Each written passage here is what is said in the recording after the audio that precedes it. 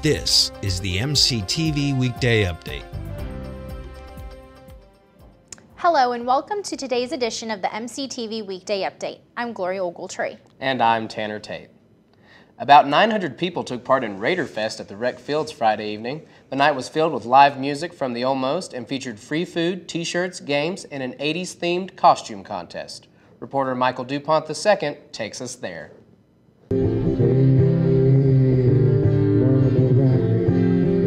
The Tech Activities Board, along with Tech's Residence Hall Association, hosted Raider Fest Friday afternoon at the Rec Fields. Oh, I thought it's a pretty great idea from Tech, to do this for the students. Many students lined up at the chance to see the Almost live in concert. It's in our mission statement to be more diverse and to attract a more diverse crowd.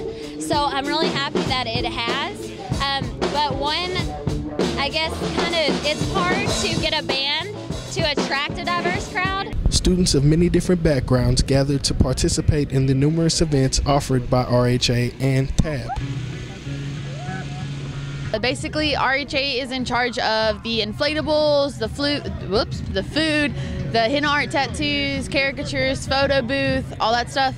And then we'll help with the liability waivers and stuff. We bring a whole lot of volunteers out here.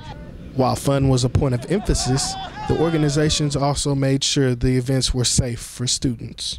And we've actually started our planning last semester for this. We started in about November. And it takes a lot because we have to put in a lot of POs and get everything approved to make sure that it's safe for students and that it's going to be the best fit for students here. My favorite event would have to be the inflatables because no matter how old you are, you're always going to be a little kid when you see inflatables.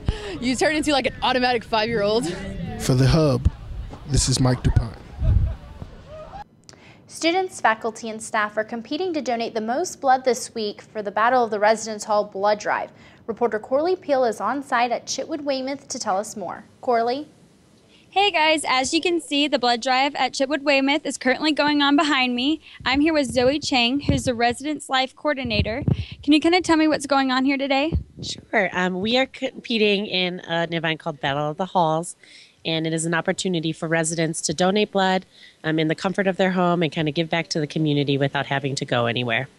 So what does this blood drive donate to? Sure. It is the United Blood Services that is collecting the blood, and the blood will be used here in West Texas, but also wherever it is needed if there is a major emergency that happens. Do we know who's in the winning for the blood drive contest yet? Sure. I have not been given an update for this week, but I know the last 2 times we've done this contest, Bledsoe Gordon Sneed has been the winner. So the blood drive will be going on the rest of the week? Yeah, so they'll be here until 8 p.m. tonight, and then tomorrow they'll be over at Walgates and Hewlin Clement from 10 to 4 in Walgates and from 2 to 8 p.m. in Hewlin Clement. And then on Friday, the Bloodmobile will be outside of the Student Union building, and they'll also be at the Rec Center. All right, well, thank you so much. Back to you guys. Corley, did you roll up your sleeve and donate today? No, but 17 other people already have. Okay, thanks, Corley.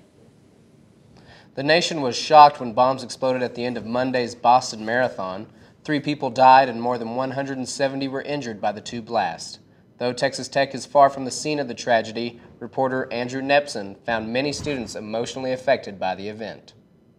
It made me really worried just because I saw my mom posted on it something. She posted something about it that people spend half of their lives trying to qualify for that race, and she's a 5K runner, and she's actually running in the Golden Gate Bridge race this weekend, and so it kind of made me really nervous that she's going to such a big event whenever one of those running marathons was just targeted.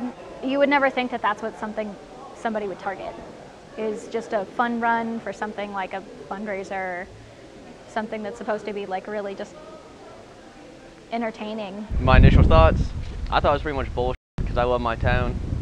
So, I don't know, I was pretty pissed, and it's kind of sad because explosions happening at Marathon, killing people.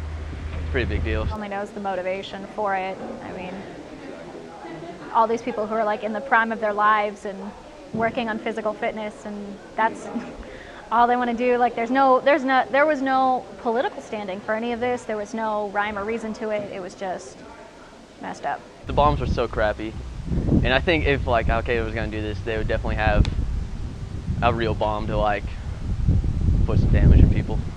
I don't know. I think it'd be very hard to make it very secure, considering it's usually a very long path that they're running, which would make it more expensive for each person to enter, trying to make it more secure and trying to make it so that, I mean, there's no way you can secure a 3-mile radius within a certain, Temperatures are rising as we transition into summer. Today's weather was nice and warm with a high of 90 degrees.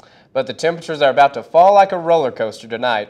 We'll drop to about 38 degrees with a high tomorrow only in the 50s, and we're in for a freeze Thursday night with temps close to 30. After that, it starts to warm up to about 70 Friday and back to 80 by this weekend, and it'll be sunny all week. That's all for today's edition of the MCTV Weekday Update. Thanks for joining us, and we'll see you tomorrow.